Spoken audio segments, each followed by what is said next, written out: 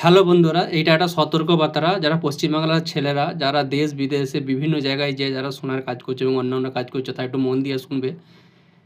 ইউপুর কানপুরে সারফা বাজারে একটি মুসলিম ছেলে কাজ করতো, নাম শেখ শহীদুল্লাহ, সিঙ্গুর থানা বাড়ি, গোপালনগর পঞ্চায়েত পয়রাওড়া গ্রামে। সে এসআইআরে তার নাম ফেরত আসার কারণে সে তার স্ত্রী ও 3 বছরের পুত্র সন্তানকে নিয়ে সে বাড়ি ফিরছিল। সে বাঙালি মুসলিম বলে যেহেতু তার বউ বোরকা পড়েছিল, এই বাংলায় কথা বলা আর বোরকা পড়া দেখে ওখানকার কিছু উগ্রবাদীরা যারা ধর্মের নামে সমাজে নোংরা ও ভণ্ডামি ছড়িয়ে বেড়ায়, নফরত ছড়িয়ে বেড়ায়, ওইরকম দ্বারাই কিছু লোকেরা তর্ক বিতর্ক করে শেখ শহীদুল্লাহকে তার স্ত্রী ও পুত্র সন্তানের সামনে মেরে ফেলে, মব লিঞ্চিংয়ের নামে মেরে ফেলে। সে মারা যায়।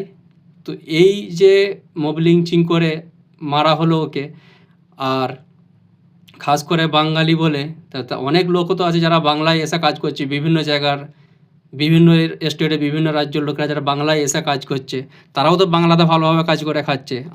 আমার এই কথাটার ভিডিওটার মতলব হচ্ছে এইটা, যারা যেখানেই থাকো সোনার কাজ করছো, ভালোভাবে থাকো, ভালোভাবে কাজ করো। এইরকম ধরা কোনো দিন কোনো পরিস্থিতি দেখতে পেলে দুটো জিনিস করবে, সঙ্গে সঙ্গে 112 নম্বরে মব লিঞ্চিং নামে একটা সাইট আছে, 112 নম্বরে ফোন করবে পুলিশকে।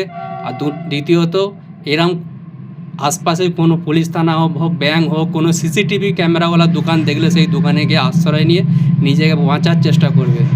এইটা আমি সতর্ক করলাম। এরপরেও এতেন কী করে বাঁচা যায় আমি সেটা চিন্তা করে আরেকটা ভিডিও বানাবো। এই ভিডিওটা শেয়ার করে সবাইকে জানিয়ে দেবে।